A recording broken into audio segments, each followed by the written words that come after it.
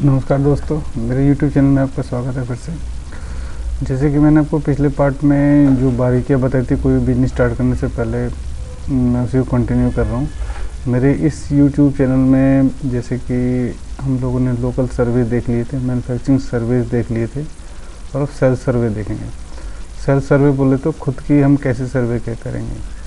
तो आइए स्क्रीन पे चलते हैं और फिर हम इसे कंटिन्यू करते हैं।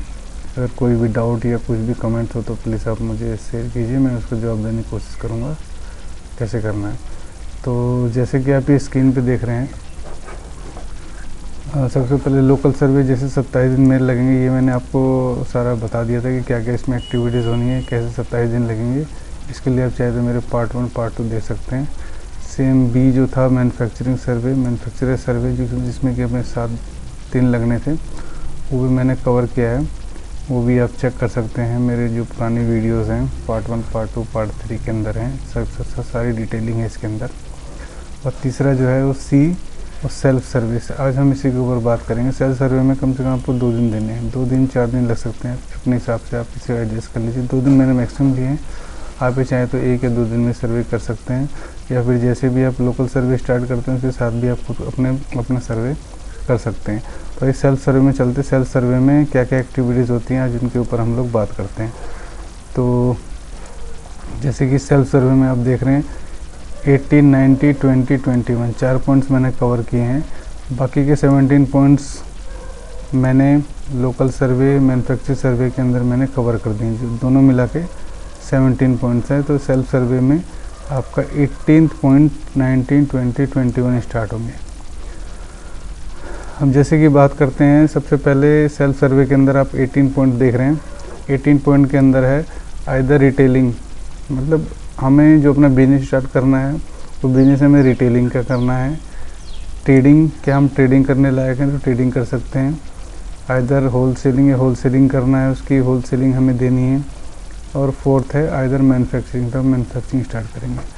मैंने मैन्युफैक्चरिंग सबसे बाद में इसलिए लिया है क्योंकि इससे पहले जो 3 आप सर्वे देख रहे हैं वो करने ज़रूरी हैं, रिटेलिंग, ट्रेडिंग, होलसेलर और मैन्युफैक्चरिंग। अब रिटेलिंग क्या होती है? रिटेलिंग वैसे आप लोग सब जानते होंगे, लेकिन तो भी मैं इसके लिए बता दूं। रिटेलिंग जैसे कि कोई भी आप प्रोडक्ट परचेज़ करते हैं, उसको हाई रेट पे बेचते हैं तो उसको रिटेलिंग बोल देते हैं। जैसे कि आपकी शॉप की दुकान हो गई, शूज़ की दुकान हो गई, कुछ भी जो भी आपकी डेयरी की दुकान हो गई, वो आपकी रिटेलिंग के बेसिस में कहलाते हैं। ट्रेडिंग में क्या है? ट्रेडिंग में ना कोई आपकी शॉप होगी, एक छोटा सा आप एरिया ले सकते हैं स्टोरेज के लिए। तो कोई भी मैन्युफैक्चरर से आप वो माल या होलसेलर से आप वो माल ले सकते हैं और लेने के बाद उसकी ट्रेडिंग कर सकते हैं। ट्रेडिंग बोले तो ट्रेडिंग के लिए आपको मतलब सामान लिया और कुछ छोटे मार्जिन के ऊपर या कुछ ज़्यादा बल्क ऑर्डर्स में आप वो ट्रेड कर सकते हैं। ट्रेड करने का मतलब आप बीच में एक मीडिएटर बन जाते हैं, एक हो मैन्युफैक्चरर, होलसेलर या फिर डायरेक्ट जो यूजर होता है उसके बीच में आप ट्रेडिंग बन सकते हैं। ट्रेडिंग जो होती है हमेशा बल्क में होती है। अगर आप इसे सिंगली 1-2 पीस में बेचेंगे तो उसको रिटेलिंग बोलेंगे। ये थोड़ा मैंने इसके बारे में बताया, आप और भी अगर इसके बारे में देख सकते हैं तो ऑनलाइन चेक कर सकते हैं रिटेलिंग और ट्रेडिंग के बारे में। जो मेरे 20 पॉइंट्स हैं, 20 पॉइंट्स है जैसे कि आइदर होलसेलिंग है। तो होलसेलिंग क्या है? होलसेलिंग में भी सेम आपका यही है कि आपको एक एरिया लेना पड़ेगा, एक शॉप भी लेनी पड़ेगी। जो आपके अगल बगल के लोग हैं जो भी अपनी शॉप चलाते हैं या ठेली रेडी लगाते हैं, वो आपसे सामान लेके जाएंगे। वो चाहे तो बल्क में भी ले सकते हैं, चाहे तो कुछ सिंगल पीस या कुछ जैसे भी उनके रिक्वायरमेंट को जैसे सेलिंग पर डे होगी उसके हिसाब से वो ले सकते हैं। इनमें क्या होता है, होलसेलिंग में मेन आपको थोड़ी मतलब इन्वेस्टमेंट कुछ ज़्यादा होती है, लेकिन इसमें प्रॉफिट भी होता है और इसमें रिस्क कम होता है। तो होलसेलिंग के बारे में ये था। नेक्स्ट जो आपका 21 है मैन्युफैक्चरिंग। मैन्युफैक्चरिंग सबसे बाद में मैंने इसलिए लिया क्योंकि मैन्युफैक्चरिंग करने से पहले ये तीनों चीज़ हमें देखनी बहुत ज़रूरी है। लोग क्या करते हैं, वीडियोस देख लेते हैं और सीधे मैन्युफैक्चरिंग स्टार्ट करते हैं, जो कि सबसे बड़ी गलती है। आप अगर इनकी तरह चलेंगे, पहले रिटेलिंग कीजिए, फिर ट्रेडिंग कीजिए, फिर होलसेलिंग कीजिए, फिर मैन्युफैक्चरिंग कीजिए, ये जो 4 स्टेप जो बताएं, अगर आप इस तरह से चलेंगे तो आप डेफिनेटली एक मैन्युफैक्चरर बन सकते हैं। कोई भी मैन्युफैक्चरिंग स्टार्ट करने से पहले अगर आपको उसकी रिटेलिंग की नॉलेज है, रिटेलिंग बोले तो जो भी MRP के ऊपर जो भी डिस्काउंटेड प्राइस लेने के बाद जो फाइनल प्राइस जो यूज़र को देते हैं उसको रिटेलिंग होता है। अगर वो आपको पता लग गया कि ये माल मैं इतने में ले रहा हूँ और यूज़र के पास इतने में जा रहा है, इसकी ये क्वालिटी है। इससे आपका थोड़ा एक्सपीरियंस बढ़ेगा और आप इसमें बहुत अच्छा कर पाएंगे।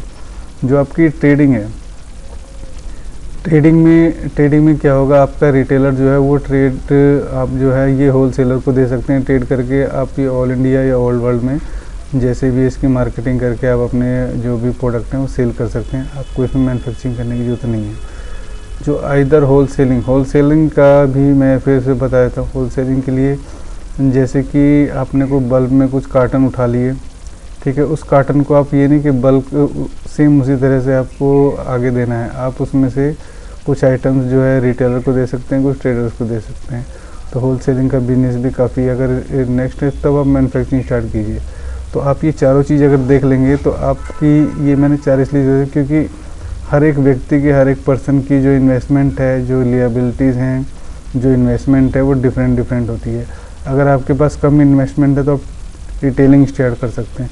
अगर आपके पास थोड़ी ज़्यादा है तो आप ट्रेडिंग स्टार्ट कर सकते हैं। होलसेलिंग में थोड़ी आपको और ज़्यादा इन्वेस्टमेंट लगेगी तो आप होलसेल स्टार्ट कर सकते हैं।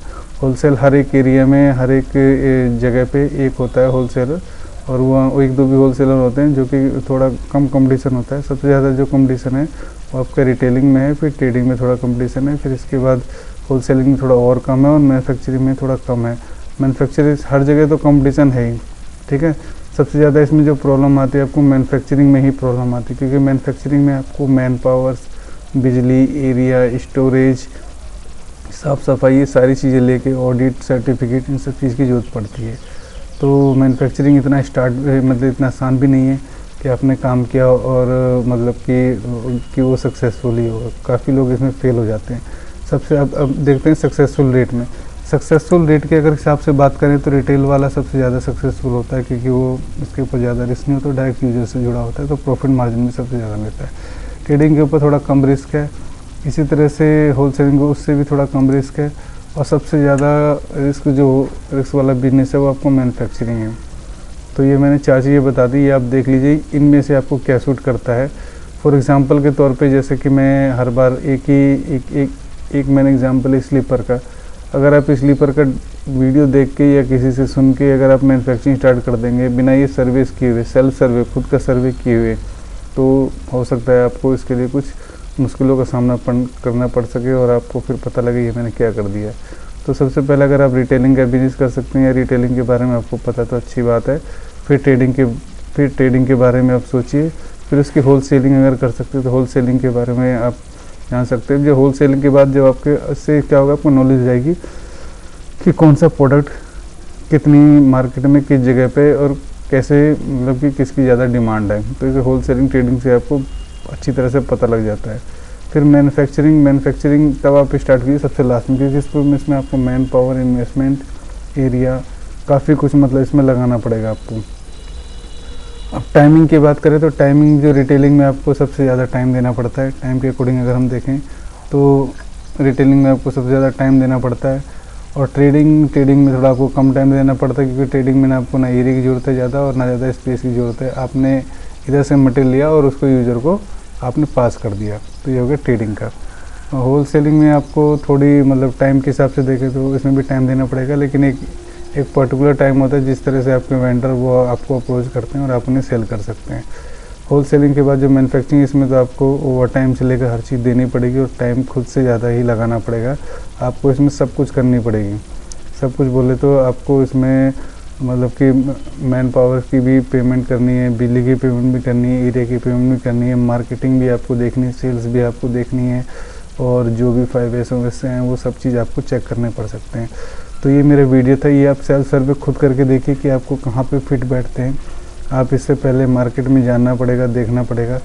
तो ये मैंने 4 पॉइंट्स कवर किए हैं। आपको इनके ऊपर मेरी यही रिक्वेस्ट है कि आप इसको पहले देखिए, तभी कोई अपना काम स्टार्ट कीजिए। अगर इस तरह से आप करेंगे, आप ये मत समझिए कि मैन्युफैक्चरिंग डिले हो रहा है, जी नहीं। केवल 3 महीने आप इन सब चीज़ों में अगर देंगे तो डेफिनेटली आप इसमें सक्सेसफुल होंगे।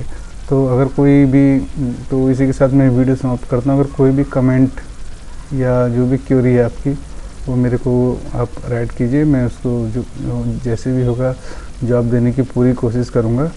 तो मेरे नेक्स्ट वीडियोस में मैं आपको और भी अच्छी अच्छी बातें बताऊंगा कि क्या क्या बिजनेस, ये बातें आपको कोई बताने वाला नहीं है, जो चीज़ मैं कवर कर रहा हूँ बिल्कुल रिटर्न में आप इसको लिख के अपने मतलब जो भी चीज़ें अपने बिजनेस में आप इम्प्लीमेंट कर सकते हैं।